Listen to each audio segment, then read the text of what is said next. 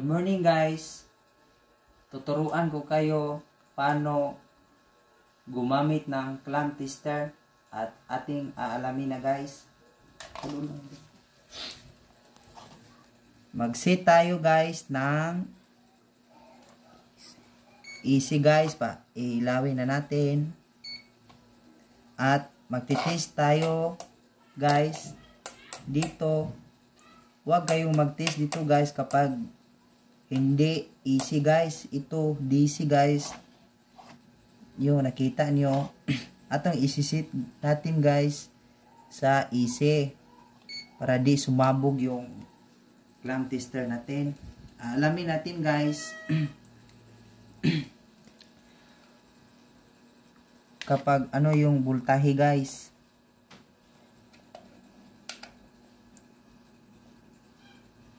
Ito guys may 241 volts guys. Ito yung easy guys. Tapos na tayo sa easy guys. Dito naman tayo sa continuity guys. Ito guys ating alamin guys, baka gumana ba yung receptacle natin guys o baka may naputol nga wire guys.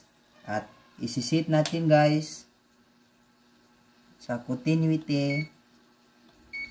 Ito guys, na-set ko na guys at ating alamin guys kung gana ba yung receptacle natin guys.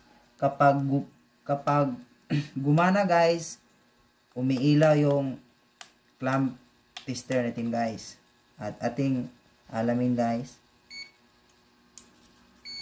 Ito guys, hindi yun sira yung receptacle natin guys. Ito yung continuity natin guys. Ito guys, dito naman tayo sa NCB guys at aalamin natin yung saan yung neutral or ground. Ating ititis guys, kapag mahina yung ilaw dito guys, ito yung neutral. At malakas yung ilaw guys, ito yung ground. Ating ititis guys.